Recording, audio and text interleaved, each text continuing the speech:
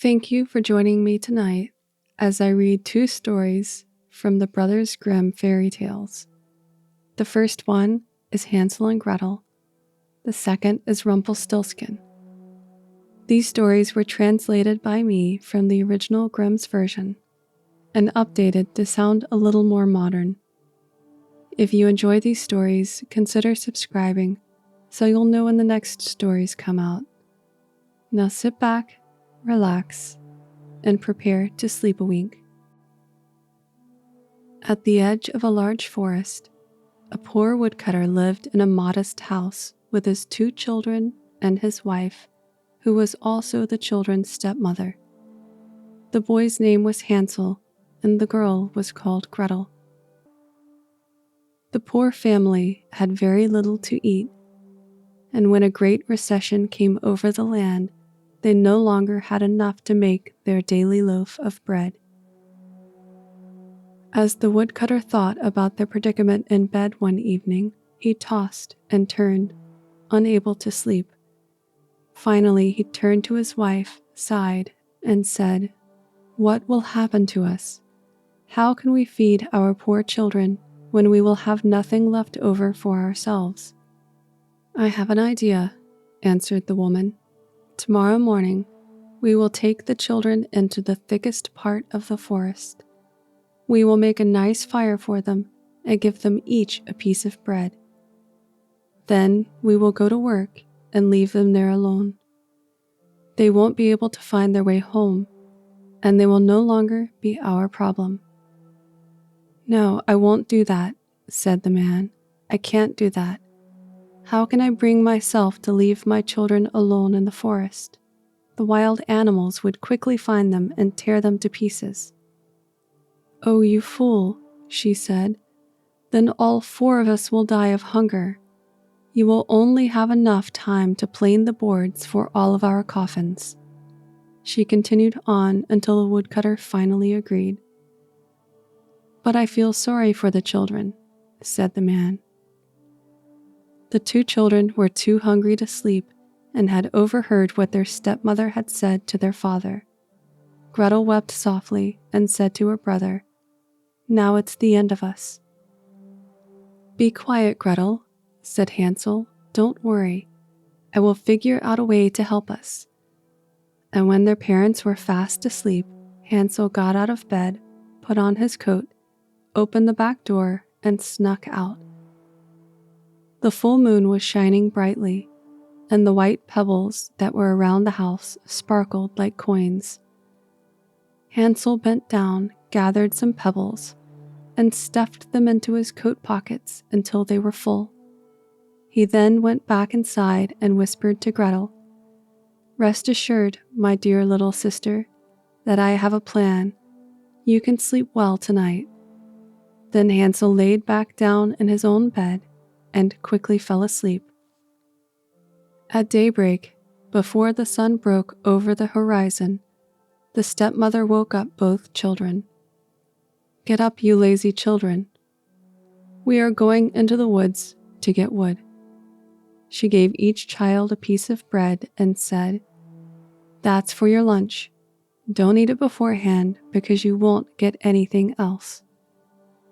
Gretel put both of the pieces of bread in her apron because Hansel's pockets were full of pebbles.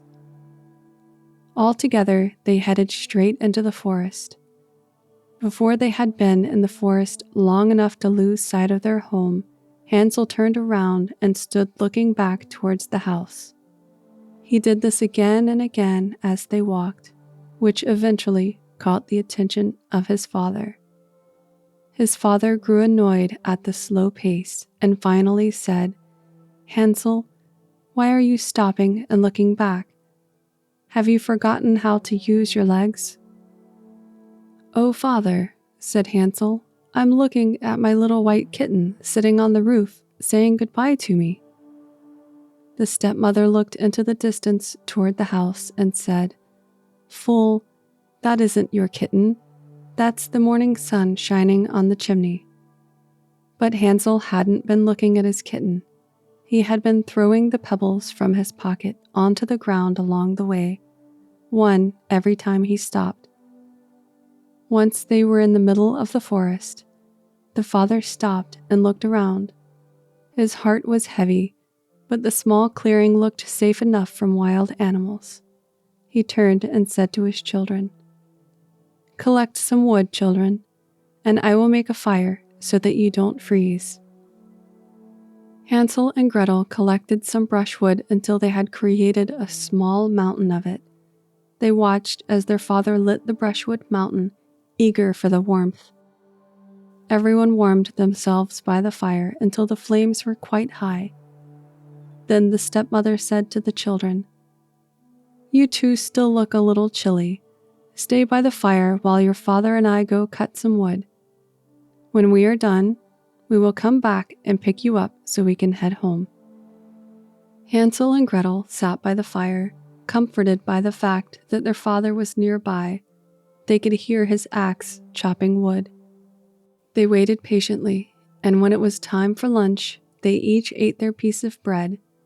But little did they know that their father was not nearby. He had tied a branch to a dry tree so that it sounded like an axe when the wind blew the branch around. Their father and stepmother were long gone. After some time, their eyes grew heavy from the early morning and long walk, and they both fell asleep. When they finally woke up, it was already night. Gretel started crying and said, "How are we going to find our way out of the forest?" Hansel comforted her and said, "We only have to wait a little while until the moon has risen high enough. Then we will easily find our way home." When the full moon had finally risen, Hansel took his sister by her hand and followed the pebbles. They shimmered like shiny new coins which showed them the way towards home. They walked throughout the whole night, and by daybreak were back at their father's house. They knocked on the door, and when their stepmother opened the door and saw Hansel and Gretel, she said, "You naughty children, why did you sleep in the forest for so long? We believed that you didn't want to come back home." But their father was happy. His heart was breaking that he had left them behind and so alone. Not long after, every corner of the land was once again experiencing distress, and the children heard their stepmother speaking one night with their father while in bed. "Everything is eaten once again. We only have half a loaf of bread left, and after that, our life's song will come to an end. The children have to go away. We will lead them further into the forest so that they can't find their way again. Otherwise, we will not survive ourselves." With a heavy heart, the man said that he thought that it would be better if they shared the last bites of food with their children, but his wife wouldn't listen to anything that he said. She scolded him and blamed him for their problems. And since he had given in the first time, he had to do it a second time. The children were still awake and had listened to the whole conversation. When their parents were finally asleep, Hansel once again got out of bed, wanting to go out and pick up some pebbles like he had the first time. But their stepmother had locked the door, and Hansel couldn't get out. Hansel comforted his little sister and said, "Don't cry, Gretel, and sleep well. I will figure something out." Early in the morning, the woman got the children out of bed. They each received a piece of bread, but it was even smaller than the last time. On the way into the forest, Hansel crumbled his bread in his pocket and often stopped to throw a crumb on the ground. "Hansel, why are you standing and looking around?" said the father. "Get moving." "I'm looking at my pigeon that's sitting on the roof and wants to say goodbye to me," answered Hansel. "Fool," said the stepmother, "that isn't your pigeon. That's the morning sun shining on the chimney above." And gradually Hansel threw all of the breadcrumbs along the way. The woman led the children even deeper into the forest where they had never been before. There they once again lit a large fire, and the stepmother said, "Stay sitting there, children, And if you're tired, you can get a little sleep. We are going into the forest to chop wood, and in the evening, when we are done, we will come to pick you up." When it was lunchtime, Gretel shared her bread with Hansel, who had scattered his piece along the way. Then they went to sleep, and the evening passed, but no one came to collect the poor children. When they awoke, the night was dark. Hansel comforted his little sister and said, "Just wait, Gretel, until the moon rises. Then we will be able to see the breadcrumbs that I scattered. They will show us the way home." When the moon rose, they set out, but they couldn't find any crumbs because the many thousands of birds that fly around in the forest and fields had eaten them. Hansel said to Gretel, "We will find our way." But they didn't find their way. They walked the whole night, and then another day from morning until evening, but they couldn't find their way out of the forest. They were so hungry, and they had only eaten a few berries that had fallen on the ground, and they were so tired that their legs didn't want to carry them any longer, so they lay down under a tree and fell asleep. Now it was the third morning since they had left their father's house. They started walking again, but only walked deeper into the forest, and if they couldn't find help soon, they would surely wither away. Around noon, they saw a beautiful snow-white bird sitting on a branch, singing so beautifully that they stood still and listened to it. And when it was finished, it flapped its wings and flew off in front of them. They followed it until they reached a little house, which the bird sat on top of. And when they got closer, they saw that the house was built out of bread and the roof made of cake, while the windows were made of clear sugar. "Let's go to the house," said Hansel, "and have a good meal. I will eat a piece of the roof, Gretel, and you can eat some of the window. That will taste sweet." Hansel reached up high and broke off a little piece from the roof to find out how it tasted, and Gretel stood by a window and gnawed at it. Then a delicate voice came from inside the house. "Crunch, crunch, squeal. Who is nibbling on my house?" The children answered, the wind," and continued to eat.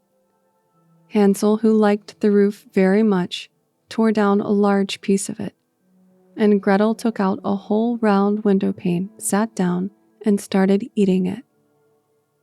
Then suddenly the door opened, and an old woman, leaning on a crutch, came out of the house. Hansel and Gretel were so scared that they dropped the food in their hands. The old woman shook her head and spoke, "Oh dear children, what are you doing all the way out here? Come on in and stay with me, and no harm will come to you." She took both of them by the hand and led them into her little house. The old woman served them a good meal, milk and pancakes with sugar, apples, and nuts. After that, she offered them 2 little beds with white sheets.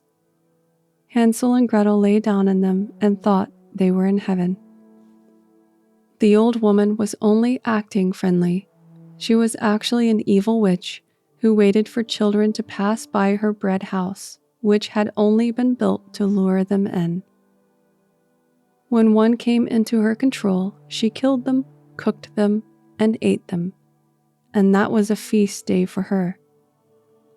The witch had red eyes and couldn't see very far, but she had a fine sense of smell like an animal and knew when people were nearby. When Hansel and Gretel came into her vicinity, she let out an evil laugh and said mockingly, "I have them, and they shall not escape me." Early in the morning, before the children woke up, the evil witch got up, and when she saw both of the children sleeping so sweetly with their round, rosy cheeks, she murmured to herself, "They will become a good meal." Then she grabbed Hansel with her scrawny hand and led him into a small stable and locked him in behind a grated door. He screamed as much as he wanted, but it didn't help him. Then the old witch went to Gretel, shook her awake, and yelled, "Get up, lazy bones. Fetch water and cook your brother something good. He's sitting outside in the stable and needs to get fat. When he is fat, I will eat him." Gretel began to cry, but it was useless. She had to do what the evil witch demanded. Poor Hansel was cooked the best food, but Gretel got nothing but crab shells. Every morning, the old woman sneaked to the little stable and said, "Hansel, stick your finger out so that I can feel if you will be fat enough soon." Hansel only stuck out a bone, and the old woman, who couldn't see very well, thought this was Hansel's finger and was surprised that he had not become fat already. When 4 weeks had passed and Hansel remained skinny, she became impatient and didn't want to wait any longer. "Hey, Gretel," she called to the little girl, "be quick and fetch some water. No matter if Hansel is fat or skinny, tomorrow I will slaughter and cook him." Oh, how the little sister whined when she had to fetch the water, and tears streamed down her cheeks. "If the wild animals had eaten us in the forest, we would have died together," Gretel cried. "Save your whining," said the old woman. "It doesn't help you at all." Early in the morning, Gretel had to go out, hang the cauldron with water, and light a fire. "First we want to bake," said the old woman. "I have already heated the oven and kneaded the dough." She pushed poor Gretel out toward the oven, which the flames were leaping out of. "Crawl inside," said the witch, "and see if it's warm enough to put the bread in." And when Gretel was inside, she would close the oven and Gretel would bake in it. And then she would eat her. But Gretel realized what she wanted to do and said, "I don't know how to do it. How do I get inside?" "Stupid goose," said the old woman. "The opening is big enough. See how I can get in myself?" She crawled up to the oven and stuck her head inside. Then Gretel gave her a kick so that she would be pushed deep inside, closed the iron door, and bolted it shut. Phew! Then the witch began to cry, quite horribly. But Gretel ran away, and the wicked witch was left to burn miserably.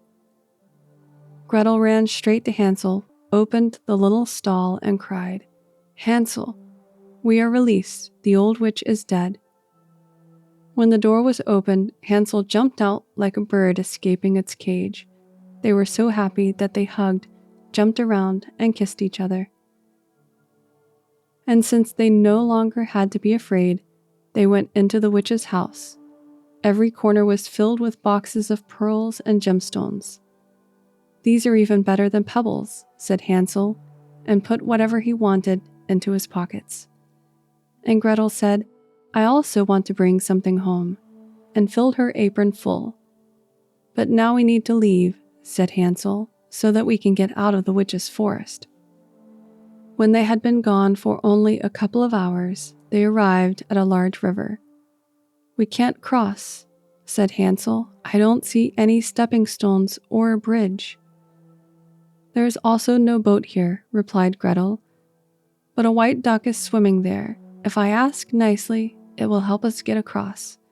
Then she called, "Little duck, little duck, we are Gretel and Hansel. No stepping stones and no bridge. Take us on your white back." The little duck came over, and Hansel sat on him and asked his little sister if she was going to join him. "No," replied Gretel, "it would be too difficult for the little duck. It should bring us one at a time." That's what the good little animal did. And when they were happily over the river and had been walking for a while, the forest became increasingly more familiar, and finally they saw their father's house from afar. They began to run, rushed into the house, and hugged their father. The man had been heartbroken since he had left his children in the forest, and his wife had died. Gretel shook her apron out so that pearls and gemstones bounced around the room, and Hansel threw one handful after another out of his pockets. Then all of their worries were over, and they lived in pure joy together. My fairy tale is over. There runs a mouse, and whoever catches it can make a big fur cap out of it. There was once a poor miller who had a beautiful daughter. One day he went to speak with the king, and in an effort to impress him, said to him, "I have a daughter who can spin straw into gold." The king said to the miller, "That is an art that I like, and if your daughter is as skilled as you say, bring her to my castle tomorrow. There I want to put her to the test." When the girl was brought to him, he led her to a room that was completely full of straw, gave her a spinning wheel, and said, "Now get to work, and if you have not spun this straw into gold by the morning, you must die." Then he closed the door behind himself and left her there all alone. The poor miller's daughter sat there and didn't know what to do. She didn't understand at all how anyone could spin straw into gold, and as her fear was growing worse by the minute, she finally began to cry. Suddenly the door opened, and a little man entered and said, "Good evening, young miller. Why are you crying so much?" "Oh," answered the girl, "I have to spin straw into gold, and I don't know how to." The little man said, "What will you give me if I spin it for you?" "My necklace," said the girl. The little man took the necklace, sat down in front of the spinning wheel, and pulled 3 times, and the spool was full. Then he stuck another spool on and pulled 3 times, and the second spool was full. And so it went on like this until morning, when all the straw was spun and all of the spools were full of gold. At sunrise the king returned, and when he saw the gold, he was amazed and happy, but his heart became greedy. He brought the miller's daughter into another room full of straw that was much bigger, and ordered her to spin it in one night as well if she valued her life. The girl didn't know how to help herself and cried. Then the door opened again, and the little man appeared and said, "What will you give me if I spin this straw into gold for you?" "The ring on my finger," answered the girl. The man took the ring, began to make the spinning wheel hum again, and had spun all the straw to shiny gold by the morning.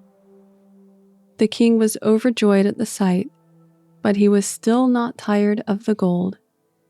He brought the miller's daughter into an even bigger room full of straw and said, "You must also spin this tonight. If you succeed, you will become my wife." Even if you are a miller's daughter, he thought, I haven't found a richer woman in the whole world. When the girl was alone, the little man came again for the 3rd time and said, "What will you give me if I spin the straw for you this time?" "I have nothing else that I can give you," answered the girl. "So promise me that when you become queen, I can have your first child." "Who knows how that will work?" thought the miller's daughter, and knew that she didn't know how to help herself, even in times of need. She promised the little man what he demanded, and the little man once again spun the straw into gold. And when the king came in the morning and found everything as he had wished, he married her, and the beautiful miller's daughter became a queen. Over a year later, she brought a beautiful child into the world, and no longer thought of the little man. Then suddenly he entered her room and said, "Now give me what you have promised." The queen was frightened and offered the little man all of the riches in the kingdom if he would leave the child. But the man said, "No, I prefer something living than all of the treasures of the world." Then the queen began to whine and cry, and the little man felt sorry for her. "I will give you 3 days' time," he said, "and if you know my name by then, you can keep your child."